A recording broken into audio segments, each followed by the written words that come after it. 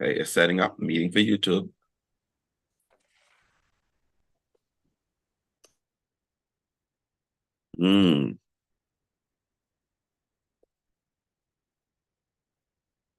It's saying video unavailable.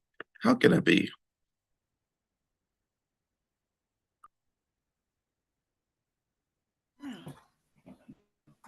That's strange.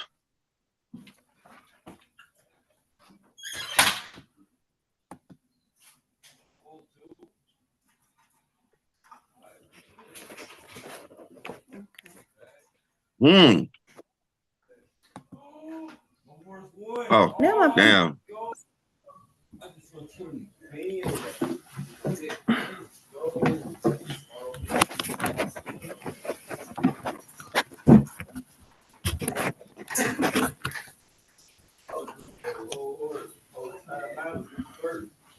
Can you hear me?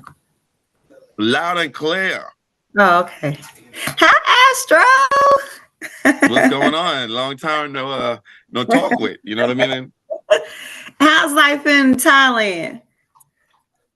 Life here is really beautiful, I must Yeah. say. It's really beautiful.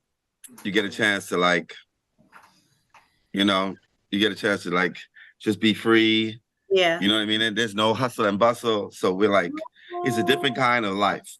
Yeah. It truly is. It truly is a different kind of life here. So no chances of you coming back, huh? I'll come back to visit.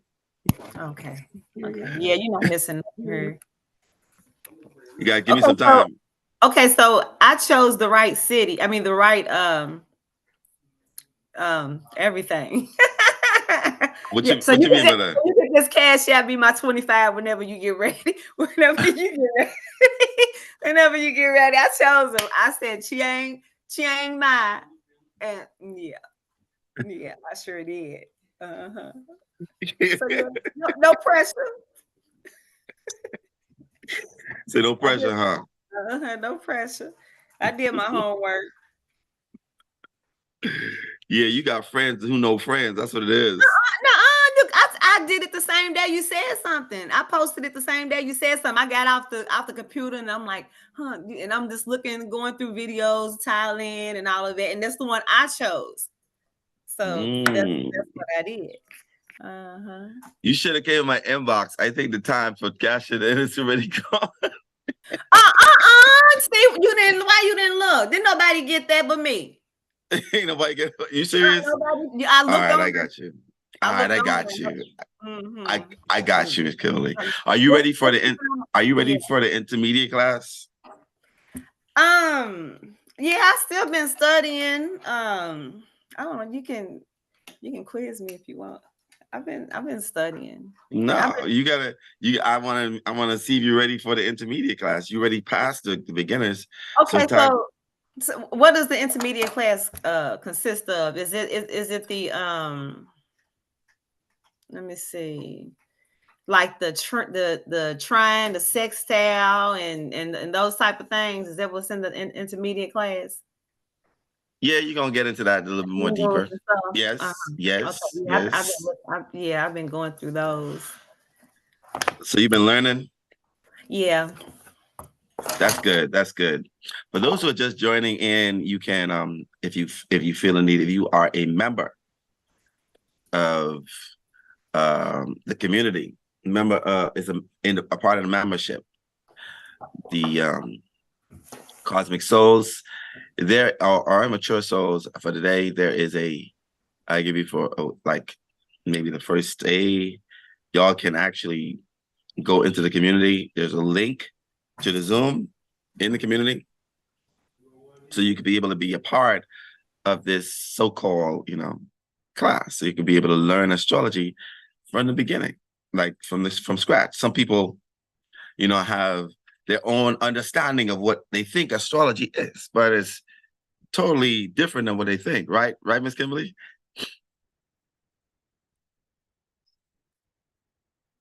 So if you guys are actually wanting to learn,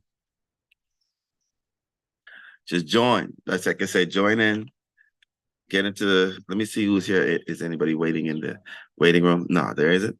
Okay. I'm gonna give it about maybe 5 more minutes, and then we're gonna start talking about astrology from the beginning to the end. You know, like what you mentioned about aspects. That's important. So let me explain. We don't even have to wait until 5 minutes. We could just start with you guys who are here.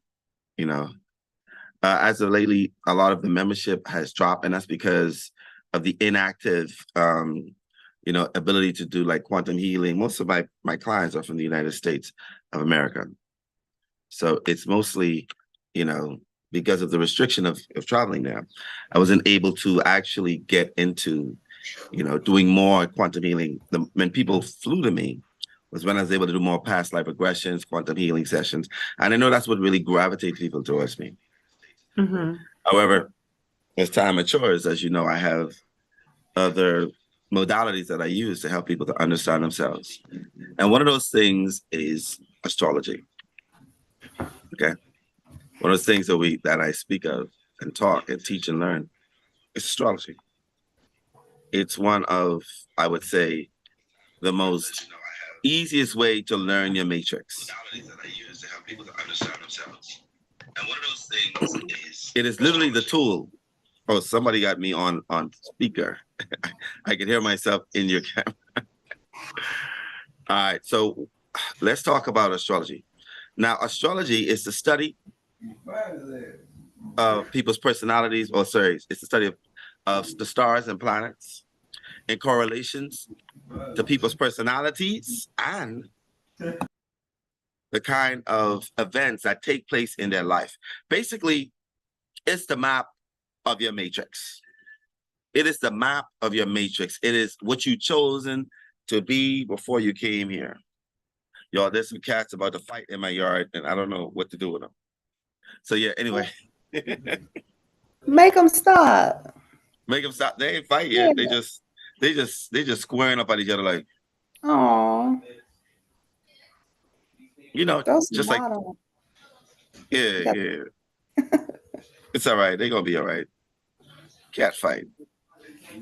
They fights are brutal. Oh yeah, it is. So in astrology, there are four major areas that will give you the whole gist of astrology. That once you learn these four areas, you learn astrology. Well, I would say 5. I would give it 5 because one is a silent one that you learn after you start. And those 4 major areas of astrology, one is the planet. 2, the sign. 3, the house or the houses. 4, aspects. And 5, keywords. That's right. Keywords are very important in astrology. It's very, very important. You leave it out, then you don't know astrology. You just lost. You just lost the whole understanding of astrology. And that's why a lot of people get lost in the idea, the understanding the concept of astrology, because they cannot keep keywords. They can't remember keywords. But keywords are easy to remember. You just got to say it over and over and over and over again. You understand what I'm saying? You just got to learn them. Now, most people know astrology from newspapers and newspaper articles, and when they talk about the sun sign and your horoscope. Those are generalized astrology. And that's what most of us had for most of our lives. That's all we mostly had. Because the real astrologers I should say the real astrologers. So the first set of astrologers were our color. Did y'all know that? Y'all know the first set of astrologers were from the Dogon tribes and also the Moors, which are known to be Black human beings. Did y'all know that? Right. However, after slavery, the knowledge of astrology got thwarted. And guess who took it up? The Europeans. The Europeans took it and they ran with it. The same thing that they told you not to do is the same thing what they took up and took it to the like they never left it. So now people like myself and other astrologers that are born in this lifetime in the color, the melanated color, are here to educate and make more astrologers and make people more aware of astrology. We have some other young astrologers I see on YouTube that are, pushing the boundaries of astrology, and I applaud them. I think that it's more that is needed. We need all of our children and our children's children to learn astrology, to learn their matrix. All right, the map to that matrix. All this is right here. What you don't understand is a script that you wrote, and your signature is your natal chart. Now, you're going to hear the term natal chart or birth chart. They are one and the same. You say natal chart, which means to born, or born chart, natal, birth, same thing. There's no difference. So when you hear those two things, just know that they mean the same thing. Okay? Natal chart, birth chart. Now, another thing is people give a lot of credence to the history of astrology. I want you to understand that the wise men of what they considered were astrologers. You are going to be wise. There's a reason why religion suppressed astrology. Why they said that you are a devil worshiper if you learn astrology. If you know astrology, you learn astrology. If you're in the area of fortune telling, then you are the devil's worker, or some form of that. I know I was told that even growing up, and I was like, that's not true. I always listen to planets and stars and these sort of things. So I know that's not true. Well, we are fighting a group of people who wanted to suppress this knowledge from us, for us not to understand each other, for us not to have unconditional love for each other, for us to fight against each other, for us to be at war with each other, for us to kill each other. That's what we're really fighting against. All right? And that's no more, right? During this class, some moments I'm going to give you a little insight, because most people who are on the western side of the world are Christians, which means they relate to the Bible. And I'm going to give, as time go on, little, inserts about quotes from the Bible that actually illustrate and logify, if I could use that word, astrology. It makes you to see that it is something that they've been doing for a very, very long time. And now is our time. So back to the 4 areas, because I'm going to go into what we consider the houses first. Believe it or not, I start my class off with houses, because houses are very important, right? You can't survive without a house, right? In the Bible, it says, to the kingdom. In the kingdom, there are many mansions. Many. What they really mean by that is there are many constellations. There are different ones, and these are houses. And the houses are very, very important. Some of you guys just know, I'm a sun sign. So question, I want to ask you something. Kimberly, what's your sun sign?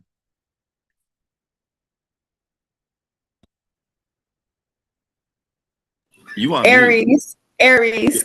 So that's your sun sign, Aries. Would you agree that not all Aries operate just like you? Yeah, I don't even feel like an Aries though. You don't feel like Aries? Not really. Oh. Like my son's in the 9th house of Sagittarius, so. You see that you done jumping about the houses. See that? So I'm glad that you took the the class and study on your own. I think that's amazing. If y'all don't know, this is she's a student of mine. She actually graduated with the beginners and moving on to intermediate, where we're gonna delve deeper into those things. And the reason why she doesn't feel like an Aries, or if you're Aries and you don't feel like an Aries, is because your sun may be in a house that makes it feel different. It may feel the energy of the house as opposed to the sign. Okay.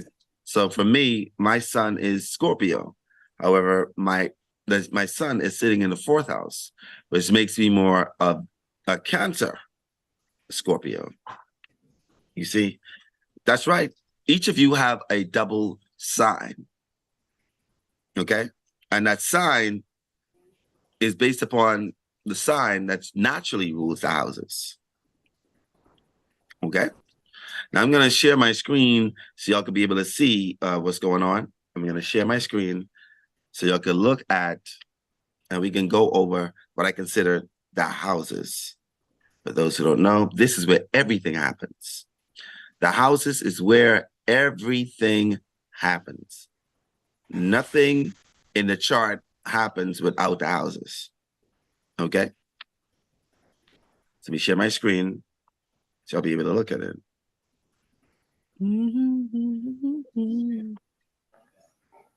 Okay, let me pull it up. Canva.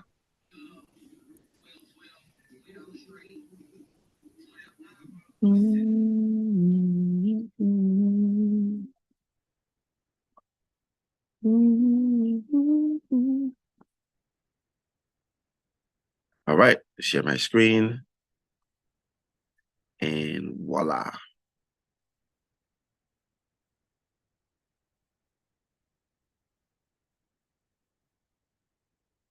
Okay. We're going to say, we're going to go all the way up. We're going to go to the timeline. We're going to go into the houses where everything happens.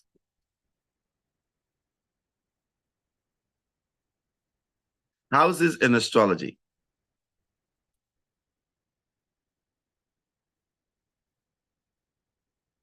What's going on, Mike? Oh, okay, there you go. Can y'all see that screen? Excellent. Well, as you can see, the first house that most people don't know is naturally ruled by the sign Aries.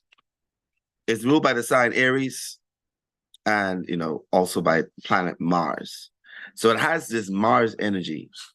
And I'm explaining planets as this class progresses so you can understand a little bit more. So the first house rules the self, your identity. Basically, it rules, how should I put this? The sort of unconscious mask you wear for the world. Most people who are not aware of their rising sign, the people who see you and be around you are aware of this energy. Like for me personally, most people that look at me see the face of a lion, see the more, wearing bling bling or glitter, or, you know what I mean? I got this personality physically, they say, he's probably a Leo. But that's not my sun sign. That's my rising sign, or would be considered was sitting in your first house. So the rising sign is always sitting in your first house. That's why people be mistaking people for different signs. That's why some of you may try to guess other people's sign and may be guessing their rising sign and don't even know. It's the identity, or it's how you identify people. It's also your first impression on people. You can't help it. It's just, it is what it is. This person looks like a Taurus. They look really thick, built. This is a Taurus person, and each sign on the first house literally shapes the physical avatar. It shows exactly how your physical body will be. So someone like myself, or a really versed astrologer, can look at somebody's body and say, hold up now. There's a possibility that this person may be a Cancer rising because of certain attributes. Or there's a possibility that this person may be a Virgo rising because of certain attributes. Right? Right. Like for myself, I think, Kimberly, you are a Leo rising, correct? But as you can see, mostly Leo rising has this area of the head is sort of like a lion. If you look at Kimberly patterns, it's like a lot. You could tell that we got the lion's forehead. It's like this raised eyebrows, a thick set of hair, and a sort of a cat-like feature. I'm just giving an example of how, and look, the minute I say cat, she got a cat that came right up to her just now. Look at that. But the physical avatar is the first impression. You could literally see it in the chart. All right. Consciousness. Well, what we really mean by that is,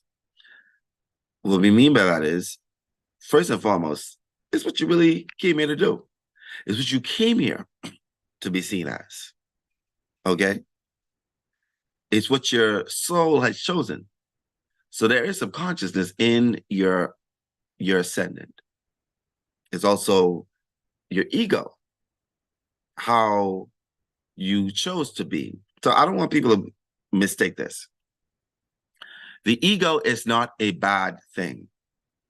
It is what you chose, the character you chose to be in this lifetime, so that you can fulfill your purpose in this lifetime. The ego is seen through the first house. So for me, the first thing people see about, oh, he got an ego.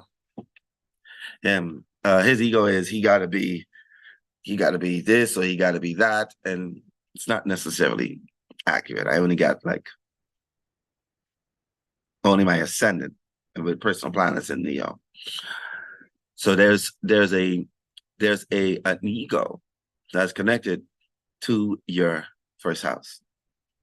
Like, for example, if you are an Aquarius rising, Aquarius is known to be very rebellious, very different, eclectic, unique, eccentric.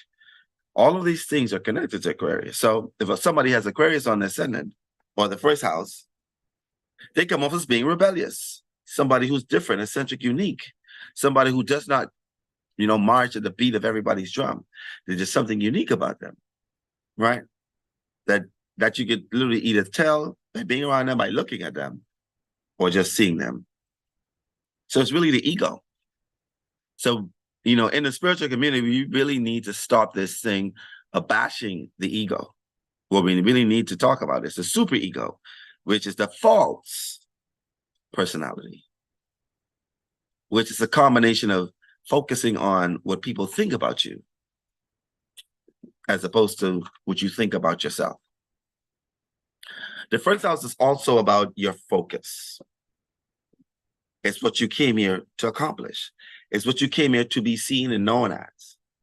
So the first house holds this energy, and you can't refute it.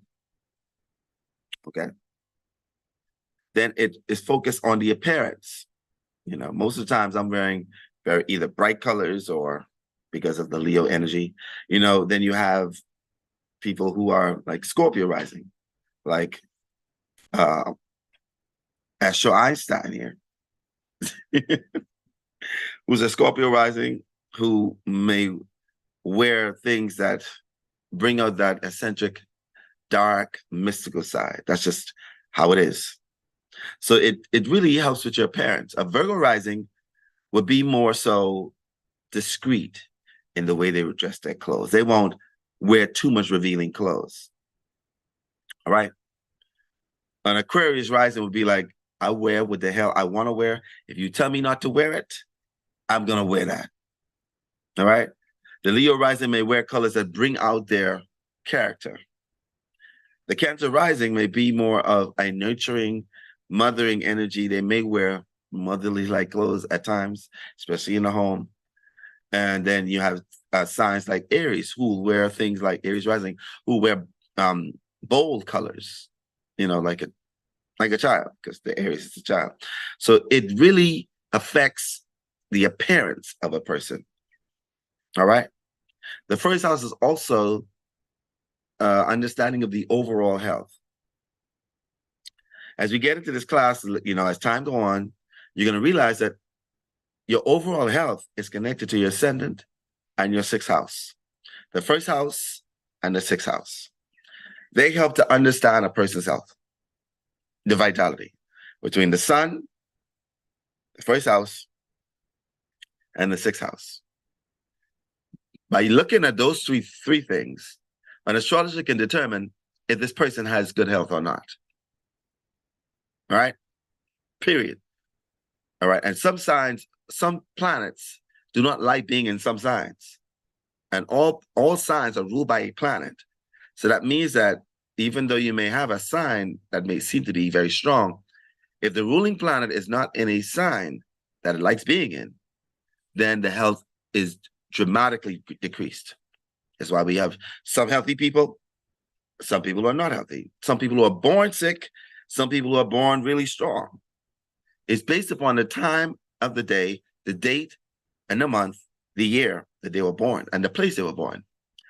That determines that. Now, I'm not saying that you are a subject of your own circumstance. You chose this placement before you came here. Every soul chose their assignment before they came here. So the overall health is something that child or human being chose prior to this moment. And that could be based upon karma.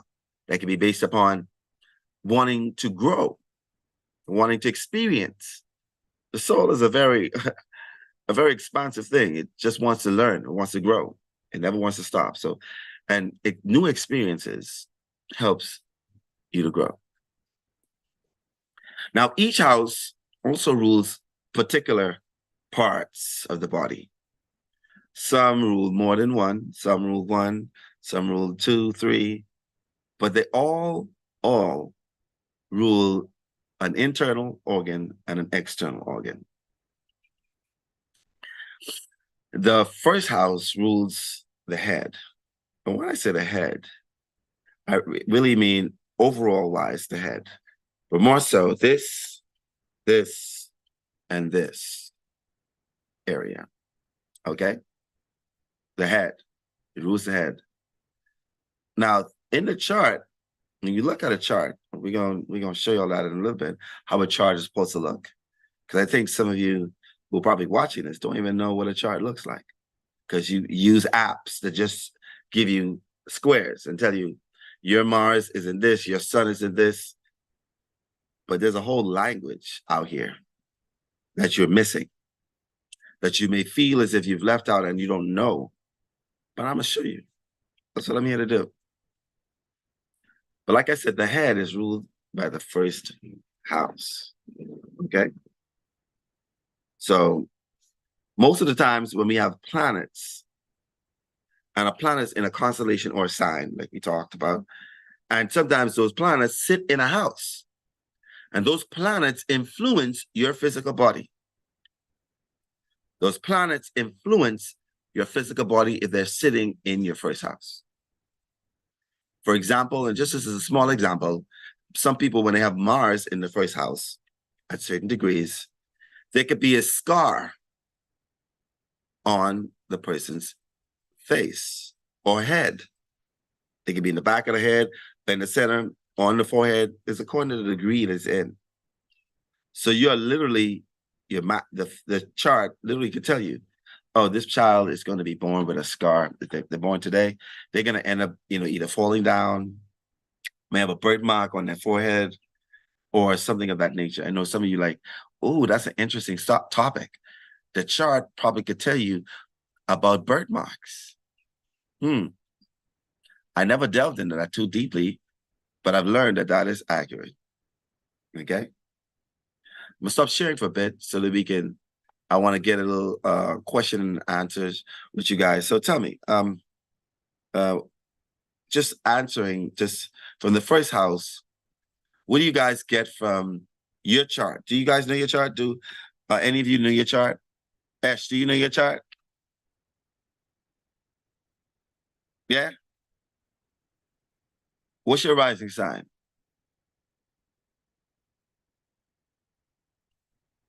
I think I know in my head. I can tell you.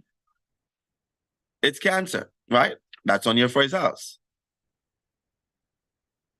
Mick McKell, what's your rising sign?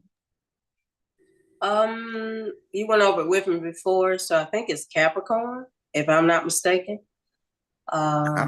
I know you have it somewhere in your email. Yes. So, there's a Cancer rising and a Capricorn rising are on two opposite ends of the spectrum, right? And this is how it works.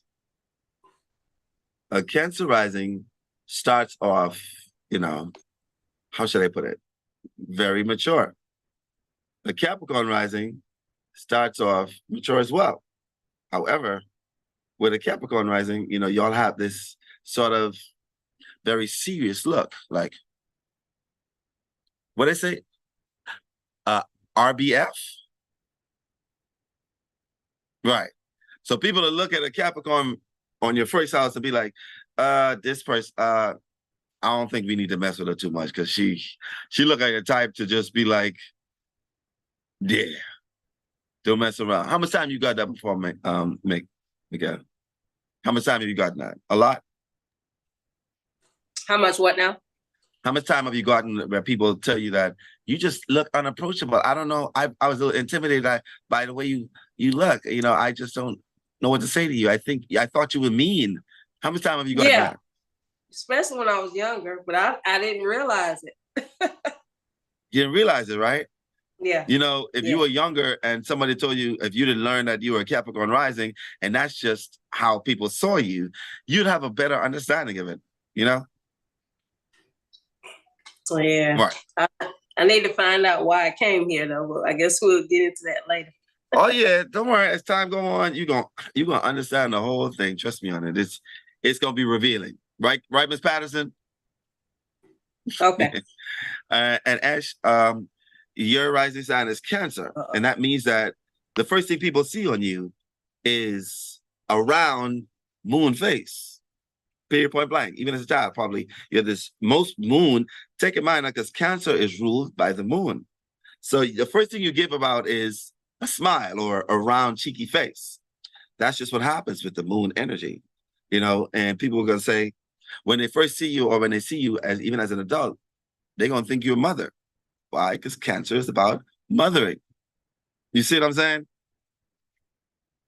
Right. And most Cancer risings literally start off having at a young age. You see what I'm saying?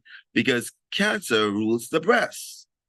Right? So most Cancer rising will have, so the first house literally can physically give you a structure of how you physically look. That's just, there's no mistaking it. That's just how it operates. It's how it is, period.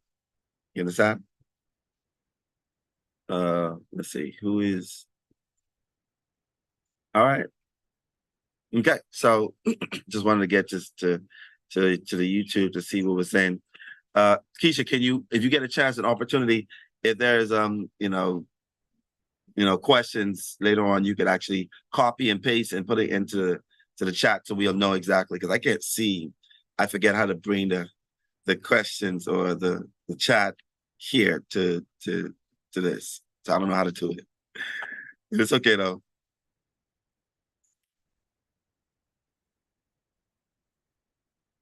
All right. So that's what I talk about. The first house is very important. Now, let me give you an example of what the first house looks like, so I could see.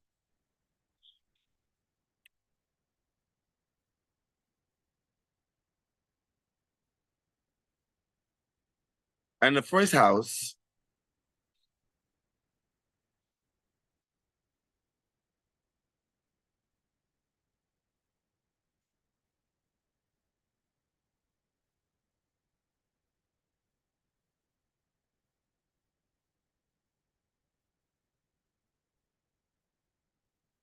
let me share the screen so I can see.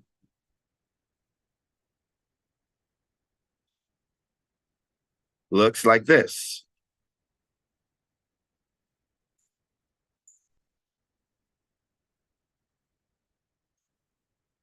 This is how the first house looks. It's literally right here on the left-hand side of the chart. The left-hand side of the chart. All right, which would really be on the east, to be honest with you. If you hold it, if you turn that chart around and you turn it like this, it's going to be the east. And that is where the sun is on the horizon. Or I should say, what's constellation is on the horizon when you were born. That is the first house. So on the horizon, whatever constellation or sign is on the horizon, that is what your rising sign is going to be. All right? So the time of the day that you were born is very important. Very important. It shapes your physical avatar, your structure, who you are. So there's a history about a king. His name was Alexander the Great. And Alexander the Great, his mom, was in labor. And she was about to, give birth to this baby boy. And they had an astrologer. And the astrologer told her, whilst in the room, whilst giving birth, that if you hold on for one more hour, you are going to born the greatest man that ever lived. You hear me? And believe it or not, she was like, huh? This is history. You could it's on YouTube. You can find out the history about it. And she literally held on to the pain for the next hour. And at the moment that Alexander the Great was born, it was in the constellation that he would conquer many places, many continents, many countries. And just like how the astrologer said what happened. It took years, but it happened. Now, I'm not telling some of you ladies to, tell your daughter or or try to born a baby and try to hold it in because, Astro say that, they're born in 1157, that this baby going, be the Antichrist. I don't want you doing all that stuff. You know what I mean? I don't want you thinking about it in that nature. I want you to understand that was that understanding. Kids and children come when they are designed to come. You could have all the time designated. The doctor could tell you, but this child is coming at this certain time, and it may not be aligned because that child wants their first house, their ascendant, to be what they decided on being before they came here. Okay, so that's what you have to understand when it comes to the ascendant or the first house. The next house is the house of money. That's the second house. This is the house that everybody wants to know about. Everybody wants to know what's going on with their second house because everybody wants to make money. Everybody needs some money. You know what I mean? Just if you're watching this, and just to remind you, you can hit a little, super sticker, whatever you want to do in the sticker. And you can hit those if you feel the need. We all need our second house to be massaged, if that's a good word to use. So the second house is not only the house of money, it's the house of finances, assets, it's the house of sense of self-worth, and also the kind of food you like to eat. Because if you don't eat good, you won't feel good. So it's all in the same. It's the house of feeling good. Don't money make y'all feel good? Come on now. Huh? Right. And don't food make y'all feel good? Mm-hmm.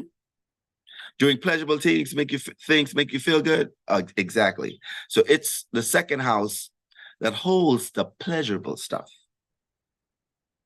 That's what it holds. It holds the things that you value, the things you're pleasurable about. Okay? Let me share with you so you can be able to look. And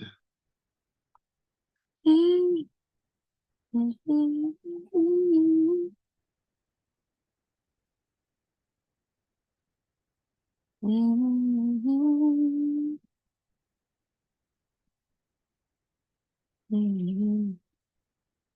right, so the second house. Oh Lord, what am I doing?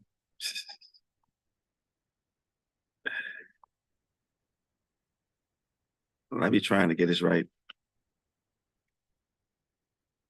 My laptop be doing its own thing sometimes.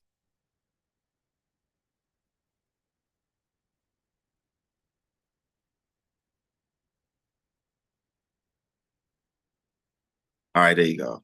So we're moving on to the second house. So the second house is the house of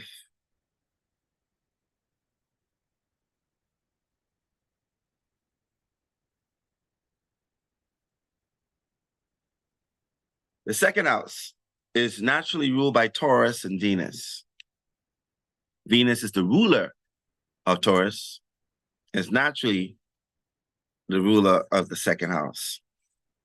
It rules material possessions. Y'all see how much stuff inside there? Look at that.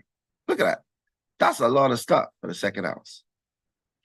It rules material possessions, finances, self-worth, values, resources, security, possessions, savings, talents, earning power. The house of Hades, Greek goddess, this is when a person, first enters the underworld. So take in mind that Taurus is opposite to Scorpio.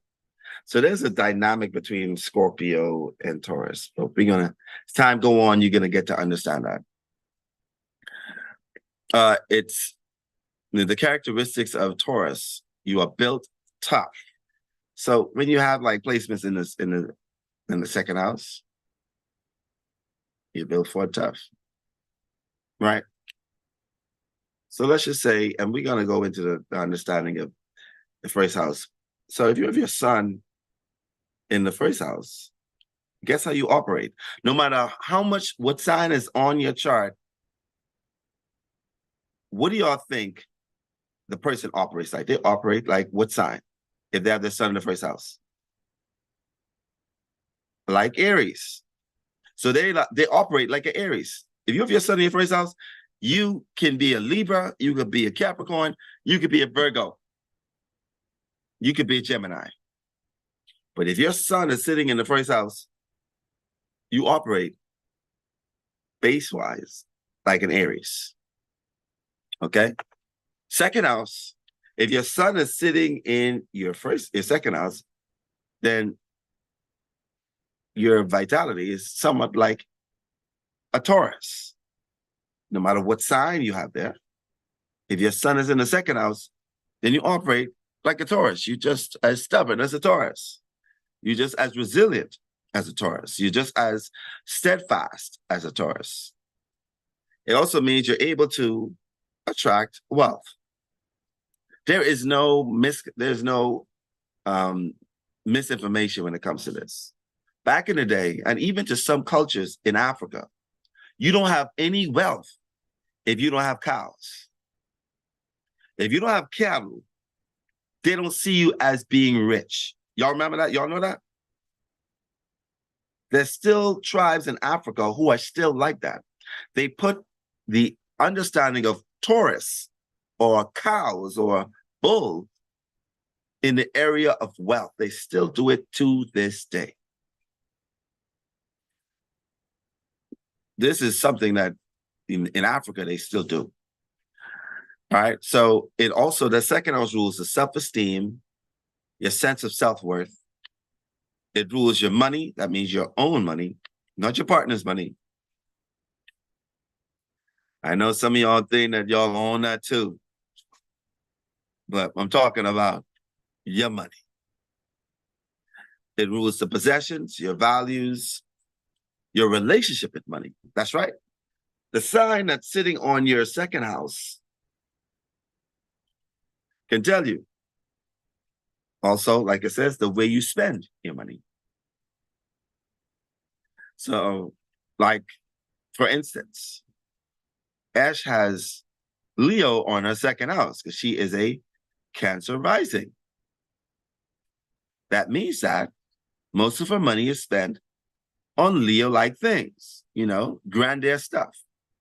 If it doesn't bring a sense of value, doesn't make her feel regal, it don't make any sense. So most of the things that will probably be spent by a person who has Cancer and Rising, if they have Cancer Rising, they would literally spend a lot of money on adornments, making them to feel like a queen or a king. This is how it operates. Whatever is on your second house is what you spend your money on. Okay? Whatever planets is sitting in your second house is how you spend your money and what you spend your money on. Period. Point blank. So even if your second house is empty, I want you to understand that does not mean that you are destined for just pure poverty. That does not mean that. Every sign has a ruling planet. And it's according to the sign that's there that will determine what kind of earning power you have. Okay? So I just want to get out there because I know some of y'all who are watching who are going to be in this class, because take in mind now, I want you to understand that y'all are not going to have access to this class if you're not a member of the tribe. This will be the last time you guys will be able to see these people here if you're not a member of the tribe. Period, point blank. Okay, so it's the way you spend your money, the way that you hold on to valuables, the way you think about possessions, the psychological ideas about money, food and agriculture, your throat, because it rules the throat. Okay? Because how are you going to eat without your throat? Right? Right? Exactly.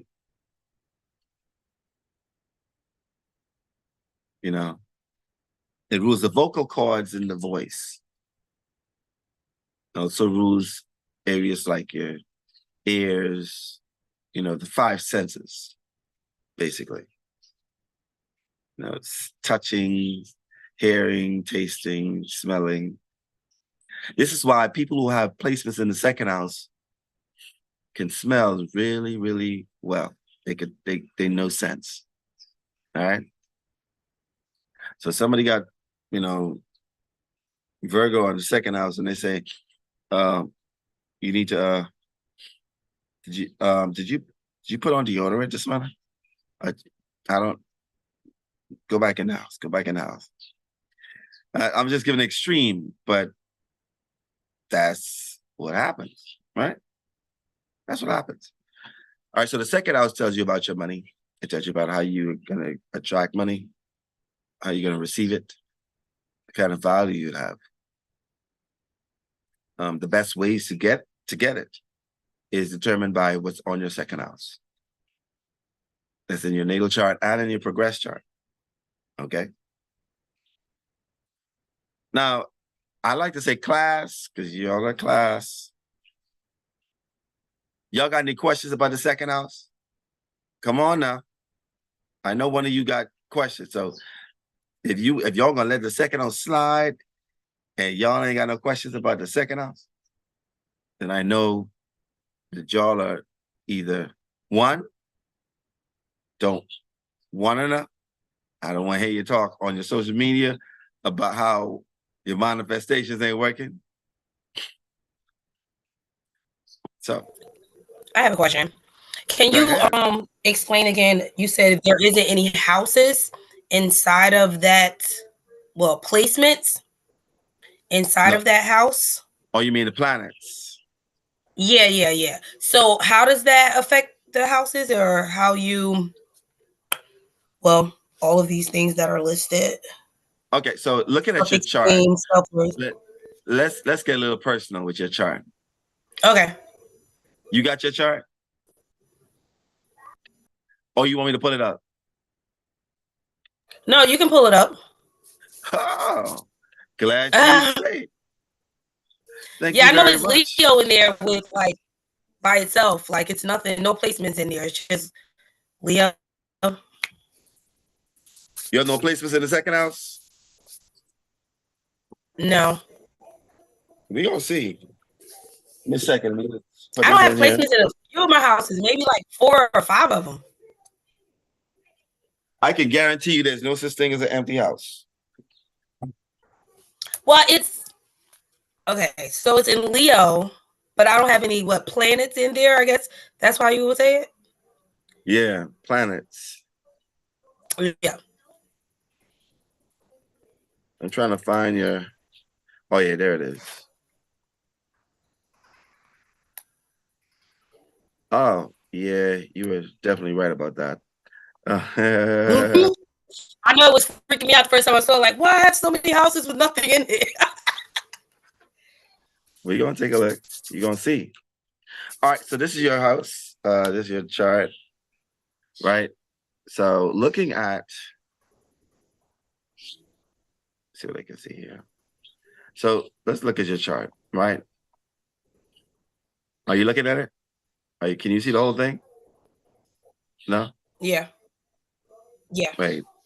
Well, not the bottom too much. Yeah, I realize that. So let me make it a little smaller so you'll be able to see it. All right. How about now? Okay. Yeah, I can see it. Okay. So by looking at your chart, you have your Cancer rising, the ascendant is in the first house. And then you have this right here, the second house. Now, this asteroid is known as Nessus. As you can see, you don't know, you thought your chart was empty, but actually your second house is empty. But it has an asteroid, and it has probably more asteroids. If I add asteroids in, more asteroids, it's going to show different things. So generous and willing to help, which means that it sounds about accurate for you, right? Yep. But I want you to understand this. You got to understand this. There is a ruling planet to each sign. Your second house has Leo on it. Well, the bottom trait says Leo is adornment, king, queen, leader, ruler, somebody who goes in to inspire people. So these are things that you would really spend your money on. However, Leo is ruled by the sun. So even though there isn't a lot of planets here, I take a look to see what the sun is doing. And your sun is literally in the sign of Aries, right? Yeah. And it's conjunct Eros, which means that you spend your money on things that you are passionate about. Yeah. And that could be anything. It also means that you can spend your money impulsively. So your second house, even though it has Leo on it, it takes on the energy of Aries because the sun is the ruler of Leo. So so it's important to look at the rulership of each sign on a house, and it gives it a flavor. So your flavor is being very impulsive, direct, straightforward, not beating around the bush when spending your money. You're the type that go in a store and be like, I want this, I want this. I'm not shopping like a female. I'm shopping like a dude. Yep. That's true. But you kind of explained that a little bit. You said with the Cancer rising and Leo, and it kind of was the same, though. That's exactly how I spend my money. Right. Like, yeah. And I enjoy just spending money. Like, there is... It's not like a specific, it's not like I like shopping for clothes. I like shopping. I like just shopping. Like, just, I can shop for someone else and enjoy just spending their money. Just spending money. I know. And crazy about it is, because it's sitting in the 10th house of business, you like going in businesses and shopping and spending your money. Period, point blank. So I understand that, and that's because your chart literally spells it out. So somebody like myself or somebody like you, as you get more better in learning a chart, you'll be able to say, man, this person has Leo on the second house just like me. Let me look to see what their sun is doing, because the sun rules the sign of Leo, and whatever the sun is doing, it will tell me how they can attract money or how they can spend it. Okay. So looking at your chart, I can tell how you can make money as well. Mm. You want to know how you Yeah. can make money? I can tell you how you can make money. You can make money through yourself, being the own business. You can put yourself out there in society and make money. How do I get that? Because the 10th house, this house right here, rules image, public image. It rules business. And the sign of Aries rules self.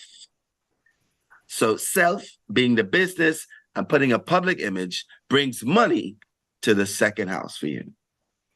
Okay, gotcha. You see, like how we talked about when we was on the live, and I was like, listen, you need to, write down some lines, show your funny side, whatever it is that you do.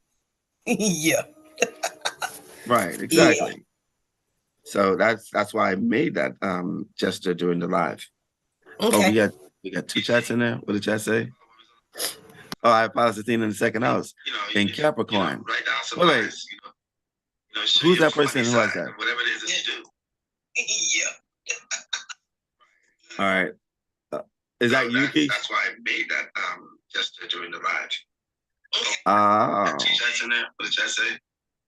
I have Palestine in the Hey, second house. I think you got to put it on mute because either you got me on loud, I can hear That's myself. me. Right. So I don't know if Palestina is in your second house, Keith, because your second house would have Sagittarius on it, not Capricorn. I think you got to put it on mute because either you got. I got you. You see? So you definitely got to take a look at that again for sure. All right, so that you get an understanding of that, Ash. I have your chart, don't I?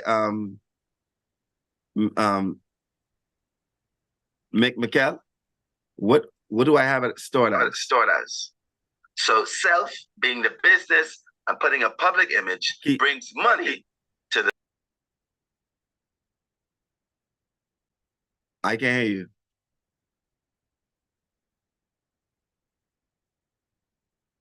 I don't know what it is about you.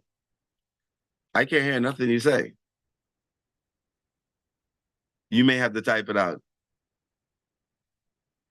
I don't know if you think we can hear you. Can y'all hear? We can't hear you. I don't know. You gotta. Somebody probably tried to call you while you're on this live. But anyway, so let me stop sharing that so we can get back to the second house. So the second house is basically a map of how you can draw money towards you and how you can spend it. All right. It's also about your sense of self-worth. So somebody like Ash, since we looked at her chart, as you can see, her sense of self-worth is very strong. How do we know that? It's okay. Your sense of self-worth is very strong. How do I know? Because it's in Leo. Most Cancer risings have, if their sun is sitting in a strong sign like Aries, it's like, I don't really care what y'all say about me or think about me. I just know that I'm this person and la, la, la. And that you could tell a person's personality, their sense of self-worth based upon their second house as well, okay? So somebody like me look at your chart and be like, oh, that's an overconfident one. This was very confident. You can't break her. And then you can look at somebody's second house and it'll say totally opposite. It'll say, oh, this person has a low self-esteem. They don't really think much about themselves. Or this person's sense of self-worth is connected to their friends, or their sense of self-worth is connected to this. So for you, Ash, the ruler of your second house is in the 10th house of public image, which means that your sense of self-worth is also connected to your public image, how you are seen or felt by the people who are connected to you. The impact you make on them is a very, very important thing in your sense of self-worth. right? So that's definitely important. We're gonna move on to the third house, and we're gonna do the fourth house. So we go 1, 2, 3, 4 this class. The next, oh, Stacy Mickle. Okay, Miss Stacy Mickle, thank you. You're so innovative. He's like, I can't get him. He gotta get to this. But see, you can't even answer. So even if I get yours, Miss Mickle, then I still can't really. All right. I still won't be able to talk with you because you won't be able to respond. Say something. I can hear you. Can you hear me? Yeah, I can hear you now. Hear you loud and Okay. clear. Okay. Loud and clear.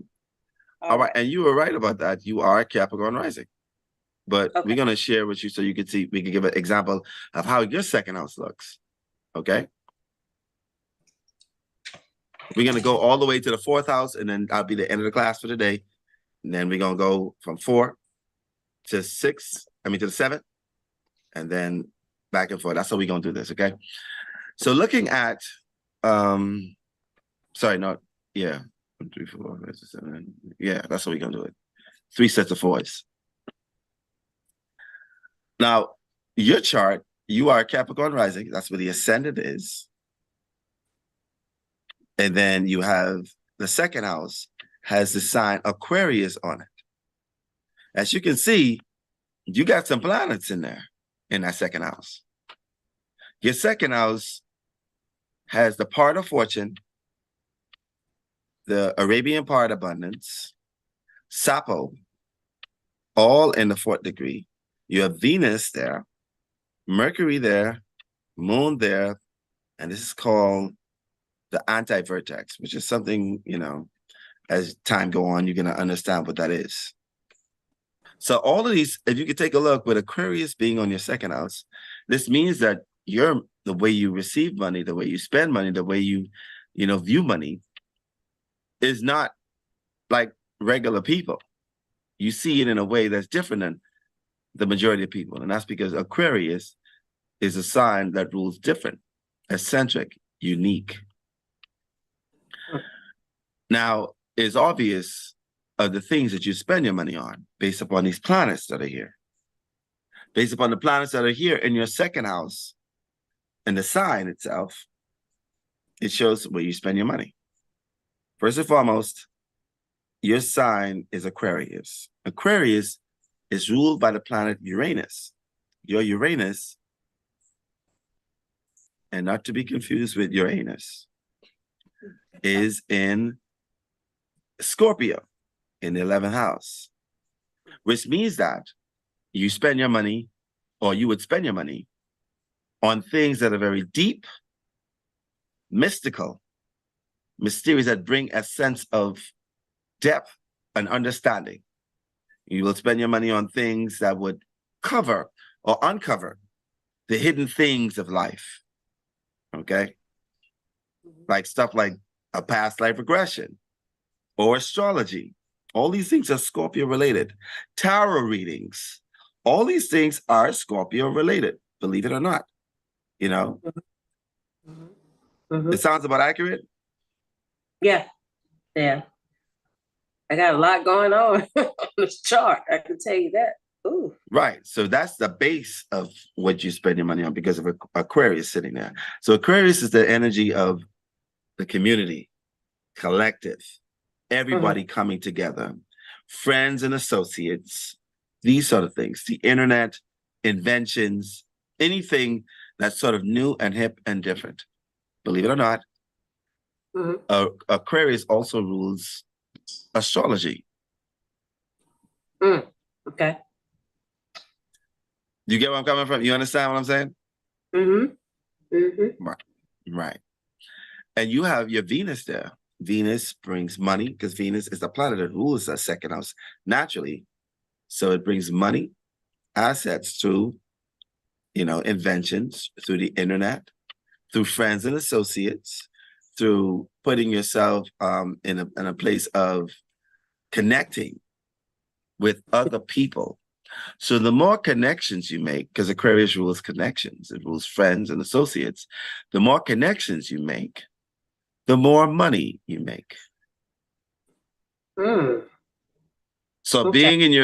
being in your little corner doesn't help you. It actually takes away from your earning power. Okay. Okay. Now, I'm not saying being one-on-one with everybody. What I'm saying is groups of people connecting with, like how you're doing now, like how you're in the community here. This is sort of a what I consider having these placements in the second house. Okay. All right. And then you have Mercury there, which rules communication. And then you have Moon in there. And all these planets are filters not filters, are channels that you could pull money in. Your part of fortune, another set of money can pull there. Your Sapo, that's another set of money you can pull in the second house. You got your Venus there, you got your Mercury, and you got your Moon. All of these are areas that you could use to pull money. Yeah. Okay. I'll be glad when I learn. As time go on, you're gonna learn what each one of those planets mean for you individually as time go on. Okay. All right. All right. So that's the second house. We got the third house. Okay. So the third house is the house of communication. It's the house of all houses.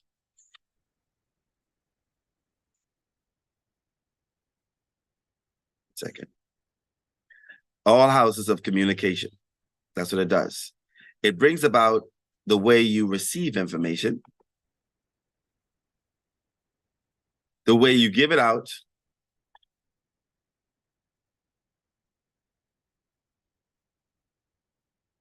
the way you talk, what you've learned in school as a child, or the way you process these things. All right. So the third house, the second house. This is the third house. Third house is the house of ruled by Mercury and Gemini. So like I talked about, if you have a sun in the first house, no matter what sign it is, you operate like an Aries. If you have the sun in the second house, no matter what sign it's in, you still operate like a Taurus. With your sun in the third house, you operate like a Gemini, no matter what sign your sun is sitting in. And by the way, the kind of astrology we use here is called whole sign house system, not Placidus. That means that there's one sign to one house.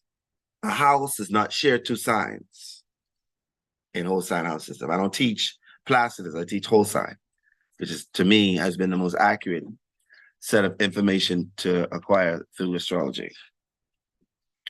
Now, the third house rules communication. It rules short journeys, meaning like the cars you drive. That's right. I could tell the kind of car that you're going to drive or going to be driving based upon the sign that's there, the ruler of the sign that's there, and the degree and the aspects of the sign, of the ruling of that sign. Your car can be seen. Some people who buy a car and then later than less than a year, they crash it. You try to figure what's going on. This person can't keep a car for SHIIT. All right. And there may be some third house stuff that's going on there that causes that. All right. Somebody may have cancer on their fourth house, on their third house. And the first thing they think about when buying a car is their family, because of the sign that's sitting on the third house. It also represents your primary school, to some degree, your high school, and your upbringing. It also represents your neighborhood, the neighborhood that you were born in. It rules your style of communication. That could be writing, talking, however you communicate. It rules the siblings, the cousins, the aunties, and the uncles. It rules your thought process, how you process information. This house can determine if a person is either, very receptive to information or may have ADHD. This house determines that. When there's an over amount of planets in the third house, there's a possibility that this person may have an overactive mind, which can be diagnosed as ADHD. But when you learn astrology, you'd realize that you just got to look at the chart and see the way to filter that information to that person, to that child, or to that quote-unquote.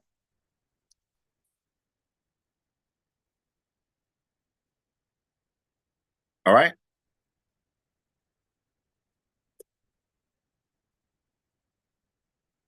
Who got third house placements in this class? Wait, I see we had another person join. And they didn't, they left. That's weird. All right, so the third house is very, very much a straightforward house. If you guys have children and your children, have overactive third house placements, or, the third house ruler is affected by a planet that causes it to not function or receive information regularly, then you have to find a way through that planet for the person to learn. You got a question, Kimberly? I got Uranus. Yeah. You got Hold on. Uranus? You got No, Uranus in I'm Libra? sorry. I got. Yeah, I do. You have Uranus in Libra? Right, so it is that. So you want to know, well, for the first and foremost, look at the sign that's sitting on your third house. This is how you deliberate. This is how you speak. This is how you talk. Right? So most people who have,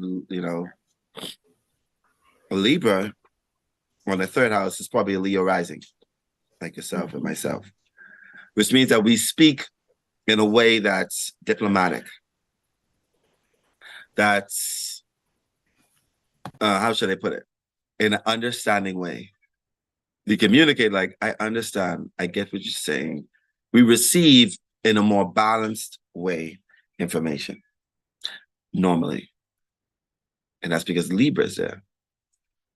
We actually pay attention and be what we call the receptor of somebody's physically talking. If they're talking to you, you can be like, yes, okay, all right, I get you, I understand, and la la la.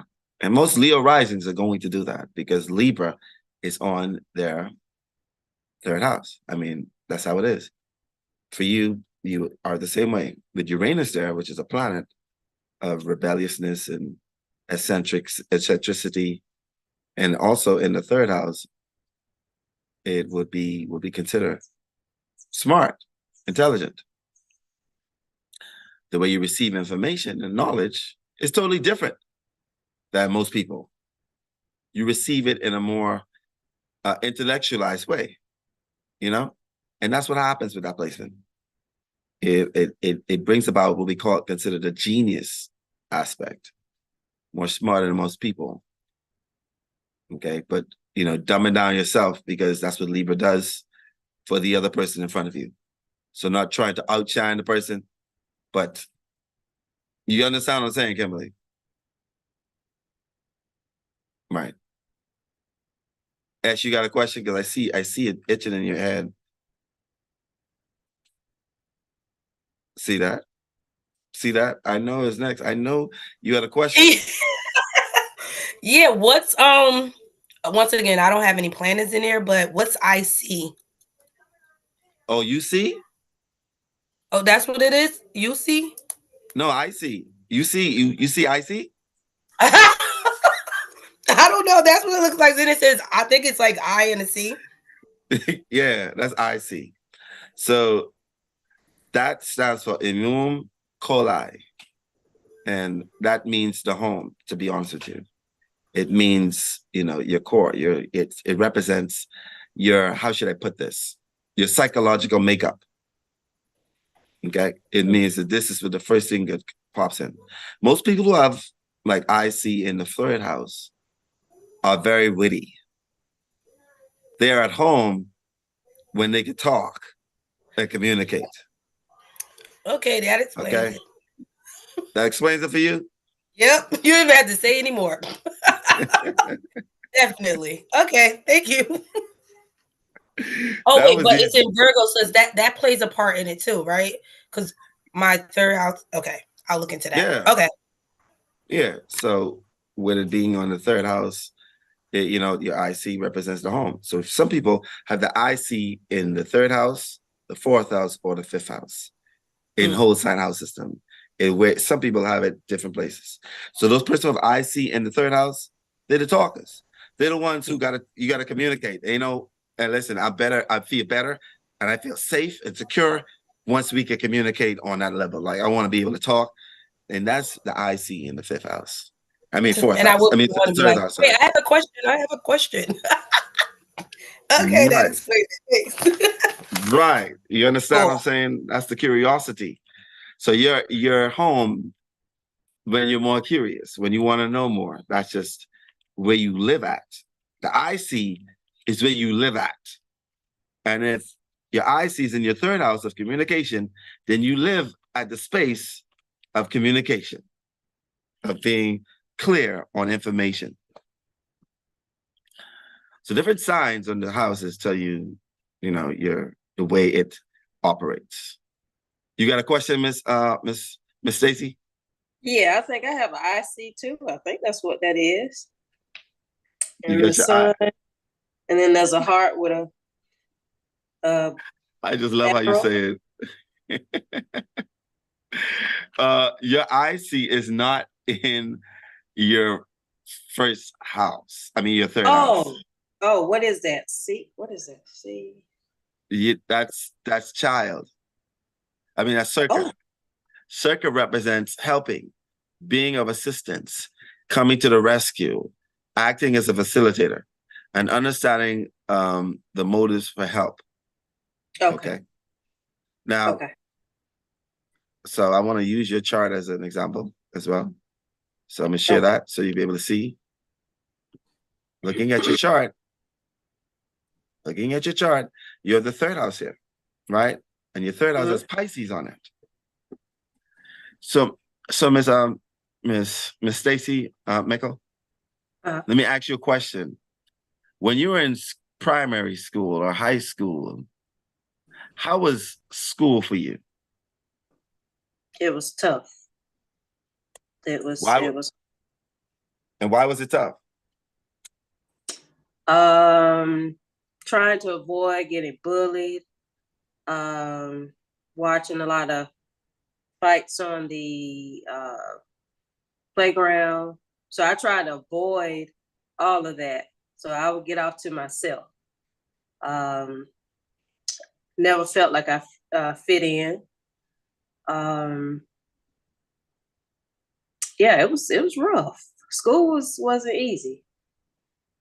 So, for people who have like Keisha, she probably already see the reason why that happened for you. So if you look at your chart, you literally have, how should I put this? The sun in Pisces there. Now the sun in the third house operates like Gemini. Okay? It operates like a Gemini, meaning it needs to know. It needs to talk. It needs to communicate. It needs to receive information. However, you have Pisces there. And Pisces is the sign that rules empathy, psychic ability, and, being able to feel people's energy. So even in primary school, It also rules the martyr, or being martyred, or bullied. Yeah. It was rough. Okay, being sacrificing or sacrificing yourself for people. So you may have also placed yourself in positions of standing up for somebody, or feeling as if you have to be the voice for a particular thing at times as well. Whenever the sun is strong in that placement, that's what happens. And then your Neptune, which is the ruler of Pisces, is literally in the 12th house that is ruled by Pisces as well, in Sagittarius. And so it's a loophole, right? So I could tell that you had a lot to do, because your Jupiter, which is the ruler of Sagittarius, is also in Aries, which rules aggression, fights, arguments, strife, and a conjunct Chiron, which rules the wounded healer, meaning that this is something that you probably had to go through in order to grow. So when I see that, I know that that loophole tells me that you would have experienced being martyred, but it also shows that you also daydreamed a lot in school. Yeah, I couldn't focus in class. If the teacher was talking about something, and you would drift off, right? You would drift off. I would check out. Yeah, I was like, okay, yeah. And I'll stop listening. Yeah. Do you know why? Because of the same placement of Pisces. Pisces rules the dream world. It rules sleep. There's a possibility that you may fell asleep in class quite a few times based upon the sun being there, believe it or not. And that also rules dreaming or daydreaming or the imagination. So if a parent has a child that has a Capricorn rising, and it has the Capricorn risings, unless the Neptune is sitting in a great place, may suffer from daydreaming, not receiving knowledge like how they're supposed to in school. The way, just imagine a fish in a bowl trying to climb up a tree. And that's the same equivalent. Yeah. All right. Okay. Yeah. So looking at, I could be like, as you get proficient, looking at somebody else's chart, you're gonna be like, wow, they got a Capricorn rising. I mean, they have third house Pisces. And they have a sun there and the moon there. Oh, this person was not paying attention at all at school. They were in the Astro realm.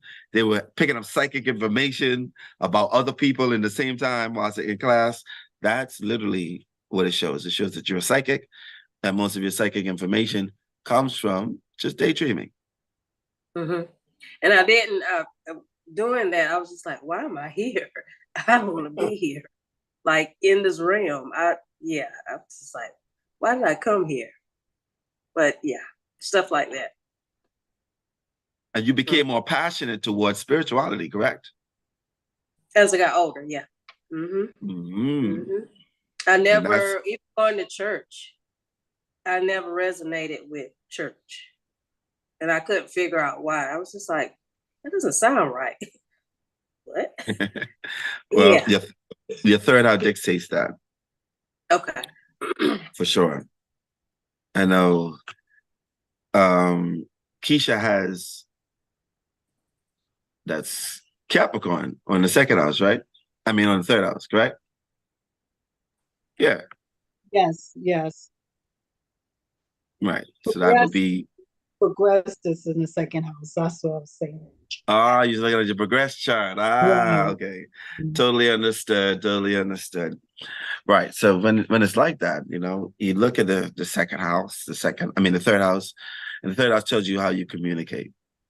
Goes from one thing, it tells you how you receive, and it tells you about your relationship with your siblings. Period, point blank, it tells you a relationship about your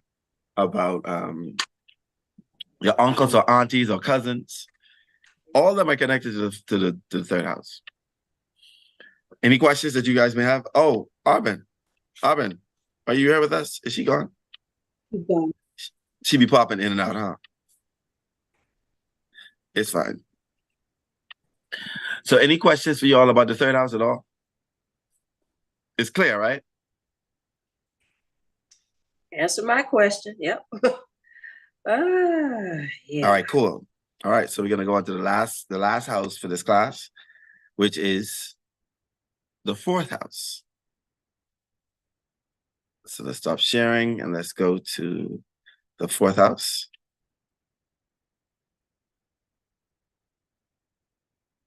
And the fourth house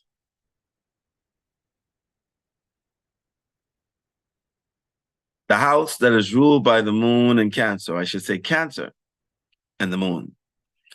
And the fourth house is associated with Cancer. Like we talked about, if the first house, you have Sun in the first house, you operate like an Aries. Second house, if you have the Sun there, you operate like a Taurus. Third house, if you have your Sun there, you operate like a Gemini. And if you have the Sun in the fourth house, you operate like a Cancer. Very home-bodied sort of kind of person. Now, the fourth house represents your ancestors. It represents your roots. When I say ancestors, I don't mean like how y'all be talking about in the spiritual community. My ancestors don't play about me. No. I'm talking about your biological ancestors. The ones that you were born in this lifetime. Your grandfather, your great-grandfather, and your great-great-grandfather. That's the ancestors I'm talking about. Don't get it twisted. Okay? It also rules the past life. It is the first house in the series of 3 houses, which is the first, the fourth, the 8th, and the 12th, that rules past lives. The more placements you have in the 4th house, the more connected to past lives you are. It represents the home roots, the home, physical home. One parent could be the mother or the most nurturing parent. It also rules the end of life, end of your life. Now, I don't mean your death, by the way. It does not indicate your death. It indicates the state of your life, how you are going to be at the ending part, or how you're going to be living at the ending part of your life. That's what the 4th house shows. Okay? It rules aunts and grandmothers. That means granddaunts and grandaunt mothers. You know, grandfathers, whatever nurturing parent, your ancestors. It's all the maternal side of the family. It rules generational patterns, your psyche, deep-seated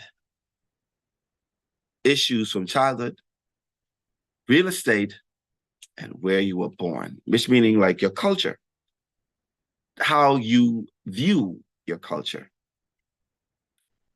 When you see people who be like, you see people like, I love America, bless America, you know, those patriotic persons, maybe their 4th house has a patriotism there. You know what I mean? For sure. Or if there's planets in the 4th house that have them disdain or change, are different from their culture, it will show that too. It rules real estate and how you operate around the home. So, by looking at your chart, we could be able to tell the kind of home you'd probably have. That's right. This is how you get to see if your house. I can look at somebody's chart and be like, this person is a messy person. They ain't got it together.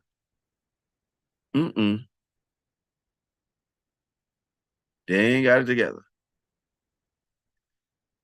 All right. I know some of y'all are like, oh Lord, Astro, don't pull up my 4th house. It's okay.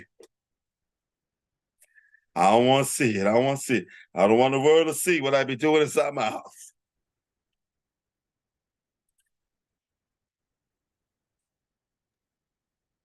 But I say to you, don't be shy. Be vulnerable. Be open. Let us see what's in your house. You see what I'm saying? All right. So which one of y'all in this class would want to be the person that volunteers their 4th house to be looked at?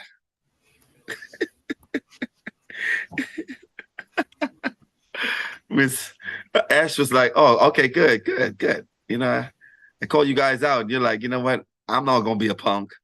I ain't gonna be a punk. I'm gonna just." Right. I'm not gonna be scared. Another one of those with no planets in there anyway. So It'd be like that. You feel me? So I understand. I understand. All right. So let me look to see what I could find. Kimberly's chart. Miss Patterson. Let's see if it's here. All right. It is here.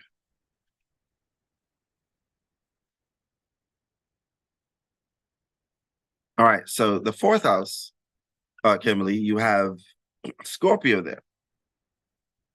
Like myself, Scorpio. But you don't have any like, planets there. This thing is called, as you can see, is called Astrea.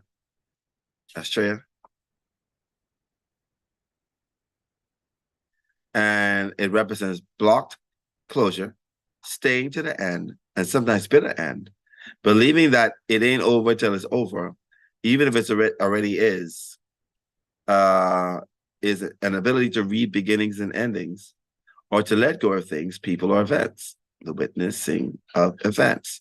So just out of curiosity, Miss Patterson, how long you been living in the house you live in now? About going on 6 years. And the house before that, how long you been living there too? About 7. Okay, that's a good stretch. That's a good time. That's actually, pretty cool, pretty good. Now, your IC, which represents, so most people who have Leo risings, like yourself, have Scorpio in the fourth house, which means that you came from ancestry of nothing but witches. It could possibly mean that your great-grandmother or your great-grandmother were from an ancestors of witches, either witches or the other part, which is very strongly sexual beings. Do you understand what I'm saying by that? Enlighten me. You don't want me to stress that out. You don't really you don't lie. I mean, I don't know. I wasn't there. I don't know what. The sign Scorpio rules sex, death, regeneration. Okay. Okay. Now regeneration meaning beginning and endings. So there's a possibility that your ancestors great had a lot of power. Had a lot of power. There's a possibility of that. Your great grandfathers or mother could have been very, very mystical, dark, mystical, or they could have been very, very, very sexual, if you get what I'm trying to say. Huh? Okay. No? I got the same placement, sugar. I can tell you. I ain't asking you.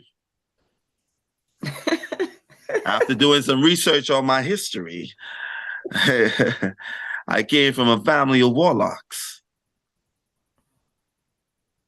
So that's just what happens. You can't, it's a part of who you are. And with the IC being there, it also means that, beginning and endings. It basically needs control over the home to some degree, with your Scorpio there. But you also have Pluto in Virgo, which means that your home has to be neat, well put together, clean, organized. There's the opposite spectrum of that, which could be messy, no organization. And that's because Pluto is all or nothing. Does it make sense what I'm saying to you? Mm-hmm. So you can go with both. One, when you're feeling less than or feeling a little bit, depressed, everything goes into chaos. How I know is because Pluto, the rule of your fourth house, is in the second house, which means that your home is affected by how you feel. You nod your head like, Yeah, you're right. Yeah. And that's how it operates. So a person like myself be like, oh, she keeps her house nice and neat when she's feeling good, but when she ain't feeling too good about herself, things is everywhere. That's just period, point blank. All right. And that's how you take a look at the home. That's just the physical home. You got other areas of the fourth house, your psychological makeup, your deep mystical energy, things that, that's just how it shows. Mm-hmm. But we got more people joining the class. We're almost done. We've been on here for almost about an hour and a half. We're going to say 2 hours. We're going to just do 2 hours just for you guys for the first time.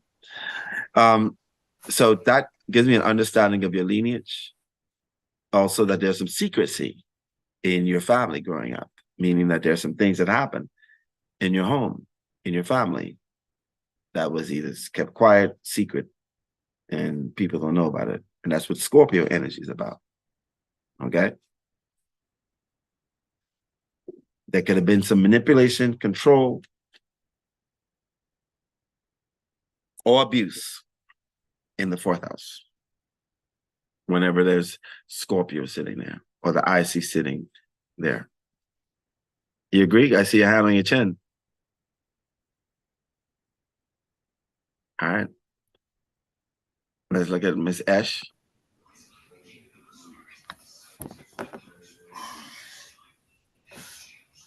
Oh, mine is interesting as Kimberly, because woo. What'd you say? I liked hers. Oh, well, on yours, you don't really have anything there other than the sign of Libra and Vesta. That thing there that looks like a plant right here in your fourth house is Vesta. And let me click here so you can understand what Vesta is. Vesta is commitment to work, using work as compensation, dedication to accomplishment or goals, emotional distancing, hard working career demands, and personal sublimation of other interest into the career or vocation, sacrifice, denial, or self, the greater goal. So this is what we call when somebody feels as if they have a greater work to do, is where the Vesta is. And your Vesta is in the sign of Libra in the fourth house. That's normally an indication for somebody who feels as if they need to work on our sacred work on bringing balance to the family, bringing a sense of balance towards. So you're the type that at a family reunion will go about and talk with everybody and try to bring and make everybody to feel at home. Sounds about right? Definitely.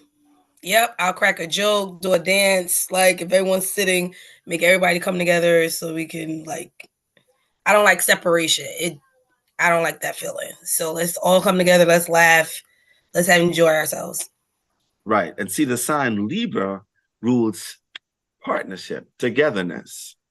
Right. So for you, your sacred work is, let me bring everybody together. We all got to be partners. We all got to come together in this family, and I have to bring the balance to this place. And Libra, and in the school, in my astrology school I teach, is ruled by this thing here called Juno, not Venus, Juno. And yet Juno is in Virgo in the third house. The third house rules communication, talking, using hands. So even in the family, you're the type that would give advice, critical advice, also to family members so that they can be a better family. Like you're the type to be like, girl, you ain't supposed to do that. Like, come on now. Like come on, let's try to do this a certain way. And you may come off as being very critical, but you're not just trying to be critical. You're trying to bring people together so they can understand and come together. It may not be they'll call me received. as a motivational speaker.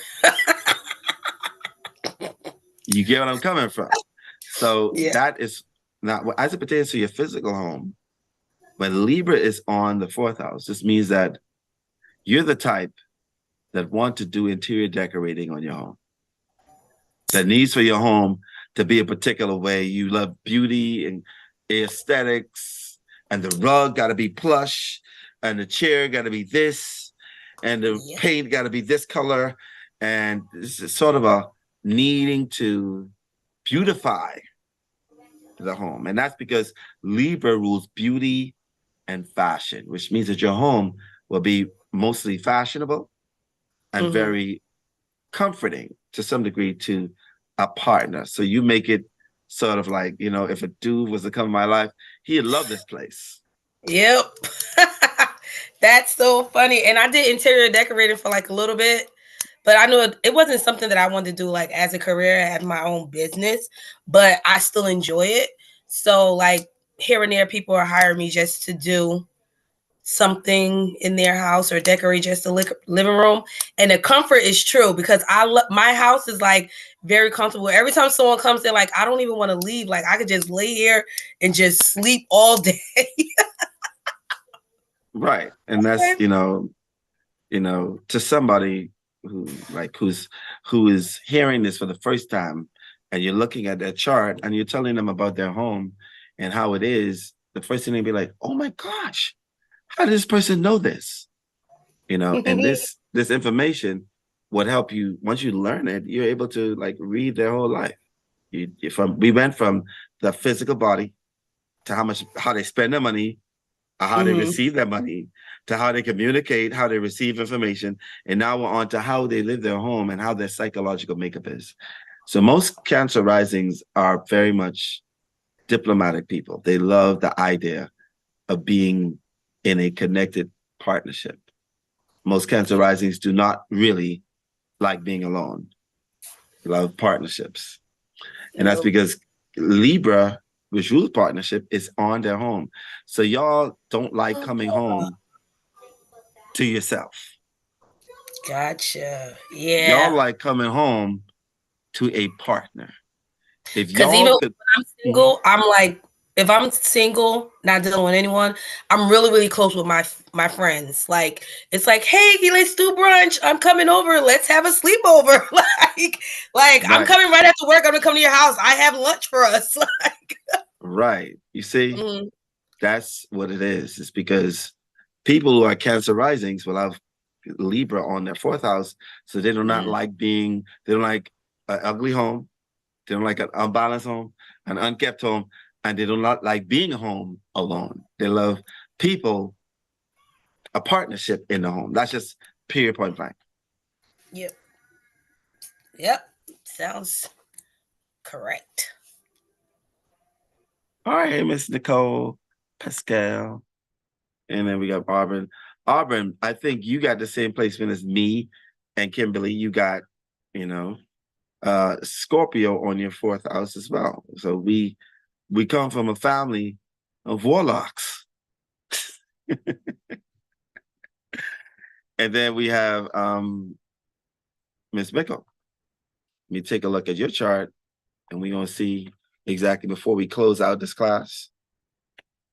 All right. Take a look.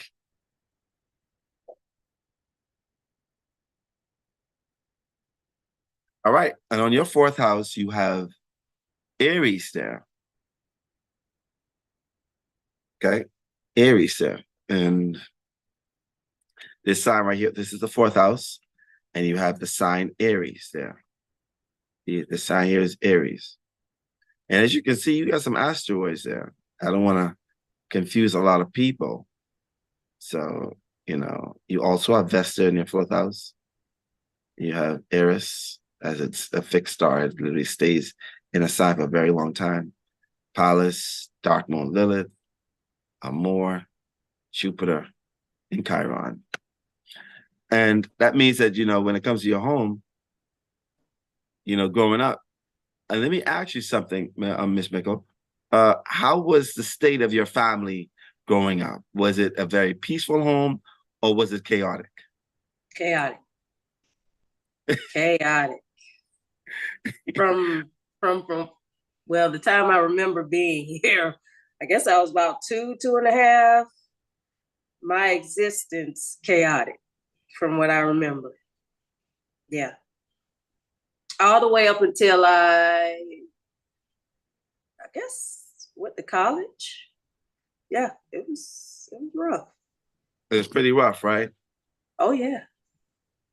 Right. All right. That's why I was like, why did I choose this life this time? Is it karma? Yeah, but go ahead. Yeah. Well, the sign Aries rules chaos. It rules war. It rules conflict, aggression. It rules competition. And almost every single Capricorn rising experience this because they have Aries on their 4th house. So it's not uncommon for me to hear Capricorn rising saying, damn, I had a hard life growing up, especially in the home. Like I used to get my ass whooped, my butt whooped. I used to so-and-so. And you notice that I've noticed in my, my 32 years of doing this, that's exactly what I see most of the time. So, I don't refute, I go by based upon doing, hundreds of thousands of these charts.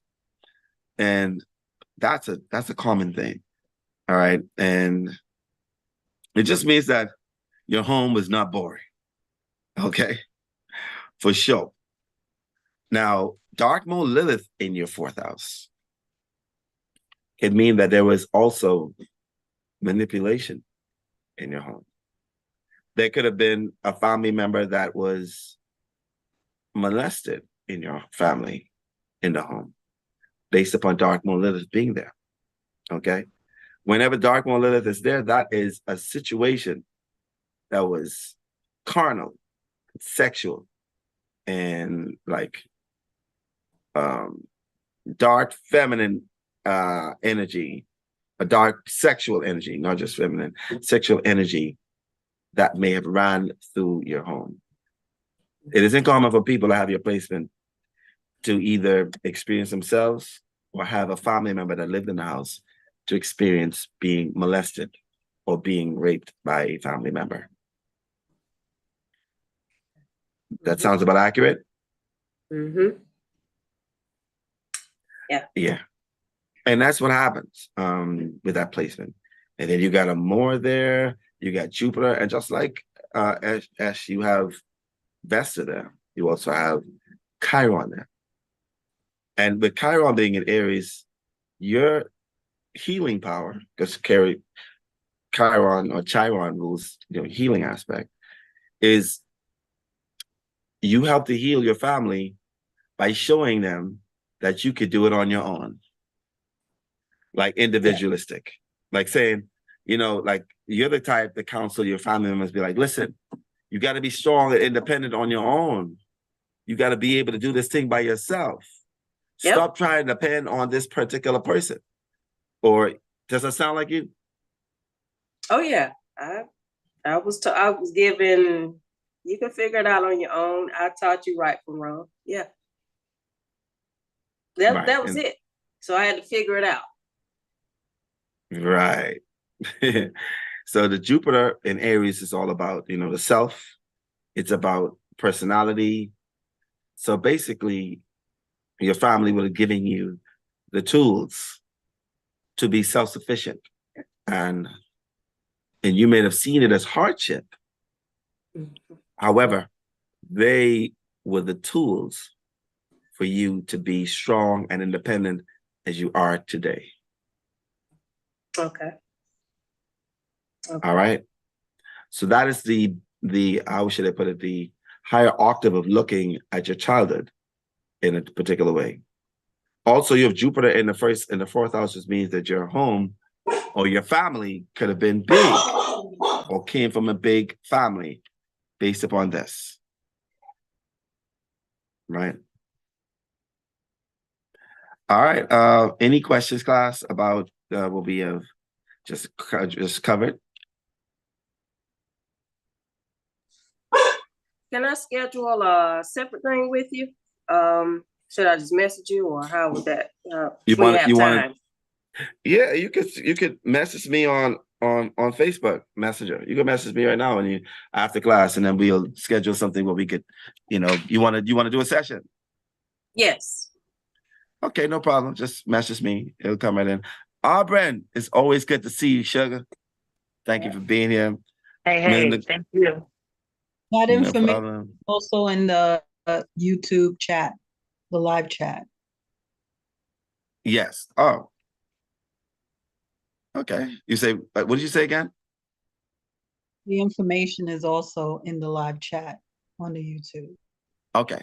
Yes, excellent. Yes. Nicole Pascal said, "Hi, Astro. I just joined. This is exciting. How can I set my chart up to be read?" That's dope. Well, you came in at the ending part of the class, but what happened is, this is going to be a class that's going to continue on. The fact that you are a cosmic soul and you decided to be a membership, we're going to be doing this so often. So your chart will be looked at. You'll be learning your chart. You'll be learning astrology, all in this frame of mind, just like this. It's in the live, but those people who are in the live, they won't be able to see this later on. They won't be able. This will be the first, I would say, class that they'll be able to see. Other than this, the only thing that we'll be seeing is if they become a member. These are going to be private classes that, we share each other's chart. You get to see and learn a little bit more of your chart. And it's going to be a personable class. You're going to learn your chart and you're going to learn astrology at the same time. Now this is separate from getting certified. So if you want to get certified, that's different. Yeah, so the certification class is different than this class. This is just to get your feet in there. Now, after doing like this on YouTube, the class and getting so further, it'll be a walk in the park when you actually sign up to, what I would do an assessment test. I would do an assessment test. And you have to pay a certain fee for the assessment test to say that this person, you are eligible to go on to intermediate or the next module. So by being in this class, you're going to see what's going on. You're going to get a little small quizzes, but you won't be certified. All right. All right. So you guys, thank you for being here. Thank you for being supportive. I truly appreciate it. I want to send a super shout. Let me go into the chats, see what's going on with them in the YouTube. All right. I want to send a shout out to Rita B. Be Me. Good to see you there. I see Nicole Pascal just became a mature soul. That's truly amazing. Thank you for being here. Thank you for making that decision. We got Mariana McCoy. She said, I have a question. So when you do our financial report, you look that up based off our second house, or is there other ways? So to answer your question, Ms. McCoy, there are many different factors to the second house too. You have the second house ruler, then you have the placements of the second house, then you have Venus, because Venus is a natural attractor of money. And then I look at the aspects of Jupiter to that. All right. All right. I want to, also, Ty Bias became a mature soul as well. All right. Thank y'all for becoming a mature soul. Thank you for joining the tribe. Thank you for being here. For those who are watching and want to join and are not, I suggest you do. If you really want to learn yourself and learn a lot more, come on down. The price is right. All right, y'all. Y'all be safe. Enjoy the rest of your evening. It's a pleasure being here with you. I can't wait until the next class where we'll be chatting it up. And also, just so you know, I have my class group. We're gonna make a little group for you guys so y'all can communicate and talk. You know, we can talk astrology stuff. Y'all get to learn. It's fun. I might tell you, our class WhatsApp group, they be chopping it up about astrology and stuff like that. And you get exclusive invite for those who are in the membership to the WhatsApp group. There's no invite if you are not a member. All right, y'all. Enjoy the rest of your evening. Hope y'all had a little bit of understanding of your chart. Who here don't learned a little bit about themselves from their chart from being in this class just now? All right, see that? Exactly. It's going to be like that.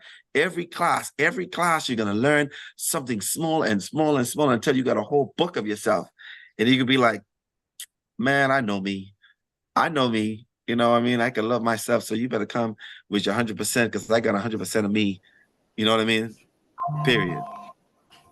Okay, I got one question before you go. When you say witch, does it mean I'm like a bad person or something? Does that mean witches? Is that negative in a negative sense? No. Okay. You listening? Okay.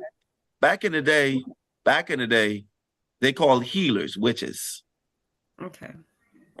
When you use medicine from plants to heal people, you are considered a witch. Okay. When you use crystals, and they use meditation and visualization and telepathy and psychic ability, you are a witch. Okay. I just wanted to make sure I was the white witch and not the the negative connotation is a Western. Get rid of that negative connotation of witch. Okay. Yeah, that's why I was excited when I heard him say that. I was like, "Oh, I want to be one." Yeah, get rid of that negative connotation. It has to do with your ancestors. Is a possibility why you have certain attributes because of your ancestors. I can see it. All right. Well, that was thank you for that question. Nicole Pascal, thank you for being here. Thank you. I didn't hear from my friend Auburn. I ain't hear from you in a little bit. I gotta check on you, see how you're doing, how the family. All right. Well. Yeah. I'll tap in with you. All right. Thank you. I'll definitely be setting up a reading as well. Thank you. I remember it before you did my past life regression. So it's been good seeing you. Oh, yes. It's excellent seeing you as well. And what y'all can do is in the community, you can message, and we got to get your numbers so we could add y'all to the WhatsApp chat. Okay. So we could chop it up in there when y'all want to learn stuff and talk about stuff. You can ask questions in there. This is a good thing. All right. All right. So y'all enjoy the rest of y'all day. All right. Thank you, Astro. Have a good day. Right, no problem. Everybody have a good night. Okay. You too. Bye. Bye. That's why I was excited when I heard